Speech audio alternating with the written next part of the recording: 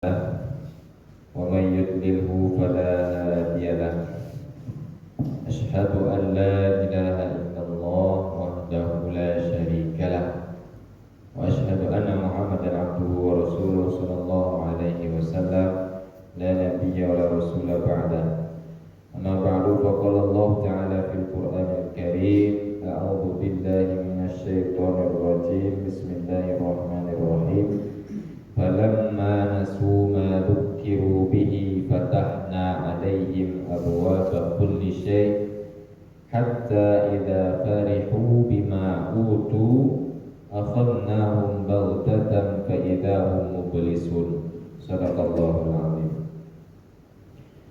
Bapak Ibu yang dirahmati Allah, puji syukur senantiasa kita aturkan kehadirat Allah Subhanahu wa taala yang masih merahmati, memberkahi dan memberikan hidayah dalam hidup kita, sehingga dengan itu semua Allah ketuk pintu hati kita untuk memenuhi panggilannya. Allah pilih kita dari di antara hamba-hambanya untuk melaksanakan kewajiban beribadah kepadanya. Semoga segala bentuk keutamaan dan fadilah yang Allah berikan dan melimpahkan kepada kita semua. Amin. Salawat dan salam pada Rasulullah sallallahu alaihi wasallam. Allahumma shalli ala sayyidina Muhammad wa ala ali sayyidina Muhammad. Bapak Ibu yang dirahmati Allah, pagi ini kita lihat firman Allah dalam surah Al-An'am ayat 44 yang telah kita bacakan tadi, yang artinya, maka ketika mereka melupakan peringatan yang telah Allah berikan, lalu Allah berfirman, kami pun membukakan semua pintu kesenangan untuk mereka, sehingga apabila mereka telah merasakan kesenangan itu seraya bergembira dengan apa yang telah diberikan kepada mereka, lalu kami siksa mereka secara tiba-tiba, maka ketika itu mereka pun terdiam dan berputus asa. Bapak Ibu yang dirahmati Allah, kita tidak bisa mengukur kasih sayang Allah itu kepada hambanya dengan harta atau dengan materi. Ketika kita melihat orang ini berkecukupan, orang ini segalanya bisa dia dapatkan, atau uangnya banyak, hartanya banyak, orang ini hidupnya terus melarat, orang ini hidupnya terus susah, orang ini kayaknya Allah gak sayang sama mereka, gak bisa. Ketika kita melihat orang yang penuh dengan materi hidupnya, ini Allah sayang sekali kepada mereka. Tidak bisa Bapak Ibu. Kasih sayang Allah tidak dapat diukur dengan materi. Kalau dengan materi, maka Fir'aun, Qarun, Za'labah itu mungkin orang yang paling disayang Allah, karena mereka yang paling kaya. Fir'aun itu Bapak Ibu, istananya, singgasananya itu semuanya berlapis emas. Sedangkan Qarun, kunci gudangnya itu dibawa 7 orang yang perkasa, dan beratnya itu saking beratnya yang membawanya 7 orang. Itu baru kunci gudang, belum gudangnya, belum istananya, belum rumahnya, apalagi isinya. Itu Qarun. Jadi kalau kita menilai kasih sayang Allah, rahmat Allah itu tercurah kepada orang-orang yang kaya, berarti salah Bapak. Dan tidak juga kasih sayang Allah itu terletak pada orang-orang yang hidupnya melarat. Ada kalanya seperti Nabi Ayub, Allah uji sejadi-jadinya, anaknya meninggal, hartanya habis seketika, lalu tubuhnya diberikan penyakit, sehingga dalam riwayat diceritakan Nabi Ayub meminta kepada Allah untuk disisakan lidah dan hatinya. Seluruh badannya habis, kurus kering, penuh dengan kudis. Sehingga Nabi Ayub meminta kepada Allah, untuk yang dua ini ya Allah, lidah dan hati tolong sisakan. Kenapa? Karena dia ingin lidahnya ini dan hatinya ini senantiasa bisa digunakan untuk beribadah. Lidahnya untuk berzikir dan hatinya senantiasa ingat kepada Allah. Jadi kalau kita menilai kasih sayang Allah tergantung pada materi, otomatis Nabi Ayub orang yang paling melarang hidupnya, orang yang paling jauh daripada rahmat Allah. Tapi nyatanya tidak, Bapak Ibu. Kasih sayang Allah terletak pada kesolehan orang tersebut. Apakah dia orang kaya, apakah dia orang hidupnya melarat, miskin, segala macam. Jika kesolehannya, ketaatannya kepada Allah tidak tergantung kepada status sosialnya, maka sesungguhnya dia mendapatkan kasih dan rahmat daripada Allah Subhanahu wa taala. Bapakku kayu, tapi dengan kekayaannya tidak meninggal, dia tidak sombong, tidak bakhil, tidak jauh daripada masjid, selalu taat kepada Allah dan mau berbagi. Kalau ada orang kaya tak itu Bapak Ibu, artinya Allah dapat rahmat daripada Allah. Orang seperti itu kekayaannya akan terus ditambah oleh Allah Subhanahu wa taala.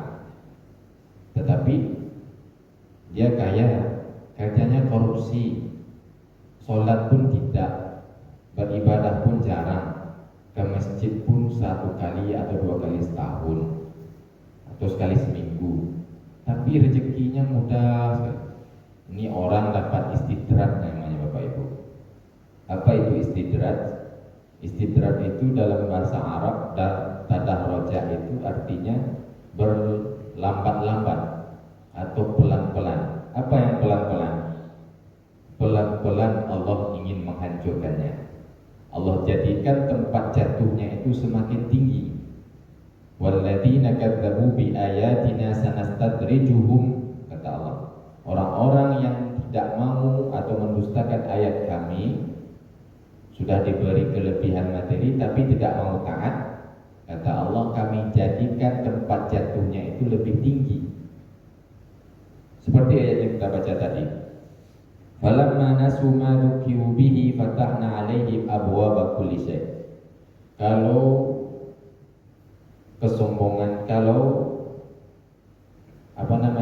keingkarannya itu atau kemalasannya itu, ketidaktaatannya itu semakin menjadi-jadi, kata Allah, dibukakan untuk mereka semua pintu kesenangan.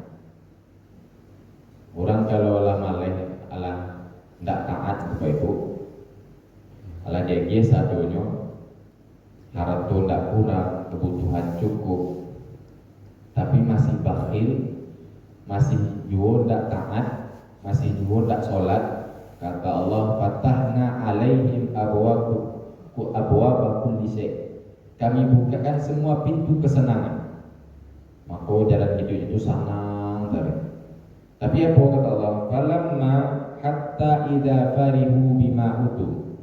Ketika nanti dia merasakan puncaknya kesenangan, bima utu, dengan apa yang telah diberikan terhadap mereka, akhadnahum bautah, kami siksa, kami ambil kesenangan itu secara tiba-tiba. Akunya banyak Bapak Ibu, orang yang kalau Allah tak itu jalur hidupnya, aku tiba-tiba langsung jatuh tadi lapak. Artinya dalam keadaan senang mana Allah ambil sendiri.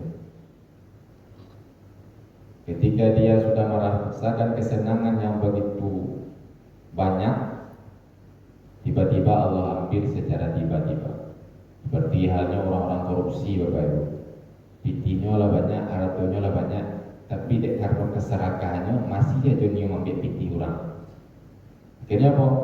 Ketika dia korupsi, ketahuan lah, akhirnya ditangkap. Aku nuah piti yang dikorupsi lah, aku nuah piti yang dikumpulkan selama apa? Awak berharap dikumpul piti yang sebanyak-banyaknya bisa senang, tapi kenyataannya ketika lah diambil, rupanya kita tertangkap. Pitinan banyak yang dikumpul selama itu tidak bisa dinikmati. Ini buktinya istidrat. Semakin kita diberi kesenangan, tetapi ujungnya semakin tidak taat, maka Allah akan siksa secara tiba-tiba. Maka dari itu Bapak Ibu yang rahmati Allah, bersyukurlah kita bahwasanya kita masih Allah beri dan Allah pilih. Walaupun dengan keadaan bagaimanapun kita, tetap nikmat ketaatan itu, nikmat beribadah Allah titipkan kepada kita. Maka sesungguhnya nikmat yang terbesar itu Bapak Ibu, bagaimana hidayah Allah itu tetap bersama kita. Ini bukti hidayah ketika kita masih terketuk untuk memenuhi panggilan ibadah, panggilan untuk sholat, panggilan untuk ke masjid. Ini nikmat yang sangat besar, tidak bisa diukur dengan uang sebesar apapun, sebanyak apapun. Maka kasih sayang Allah itu tidak dapat dinilai dengan materi, akan tetapi Allah itu dinilai dengan bagaimana kesolehan kita dan bagaimana ketaatan kita kepada Allah Subhanahu wa taala yang Maha memberi nikmat. Dan rasa malas, rasa sombong, rasa angkuh atau segala macam yang menghalangi kita untuk taat kepada Allah Subhanahu wa taala, maka seperti yang di ayat lain kata Allah, wa may yutayyibu wa may yuridullahu ay yutayyibu, atau orang yang Allah kehendaki untuk jauh daripadanya, Allah jadikan dadanya sesak, payah aja untuk taat. Diajak sholat susah, diajak berinfak susah, diajak untuk berbuat baik susah. Itu tanda-tanda Allah atau tanda-tanda orang yang jauh daripada rahmat Allah Subhanahu wa taala. Itulah Bapak Ibu yang dapat kami sampaikan pagi ini. Banyak maaf. Assalamualaikum warahmatullahi wabarakatuh. Waalaikumsalam.